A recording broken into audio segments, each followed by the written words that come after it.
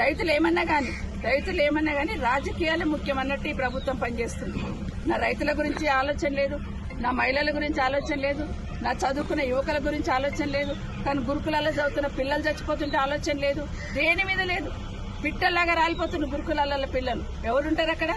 బీద వాళ్లే కదా, ఎస్సీ ఎస్టీ బీసీ మైనారిటీ సంబంధించిన పిల్లలే కదా గురుకులాల్లో ఉంటారు.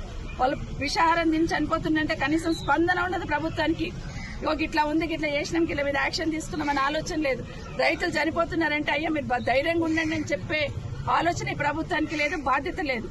యూరియా గురించి మాట్లాడుతున్నారు, పెద్ద ఆయన చెప్తున్నాడు. ఆ యాప్ అని ఒకటి తీసుకొచ్చారు, యాప్ లో బుక్ చేసుకుంటేనంట నాగసానపల్లిలో ఉన్న రైతుకి కోసిగిలు వచ్చిందంట, అక్కడ షాప్ దగ్గర పోయి తెచ్చుకోవాలట. మరి అక్కడ నుండి ఇక్కడ ట్రాన్స్పోర్టేషన్ ఎవరిస్తారు రైతుకి? ఇవన్నీ ఆలోచన లేని పనులు, ఏదో ఒకటి చేయాలని ఆలోచన. మరి కేసీఆర్ ఉన్నప్పుడు ఎందుకు యూరియా సమస్య, రైతులకి ఎరువుల సమస్య రాలేదు? అంటే చిత్తశుద్ధి ఉన్న నాయకుడు ఉన్నాడు కాబట్టి రైతులకి వర్షం పడక ముందే ఒక 2 నెలల ముందే ప్రణాళిక చేసుకున్నాడు కేసీఆర్ గారు. వర్షం పడుతుంది, ఇంక ఇత్తనాలు వేస్తుంటారు, ఎరువు ముందే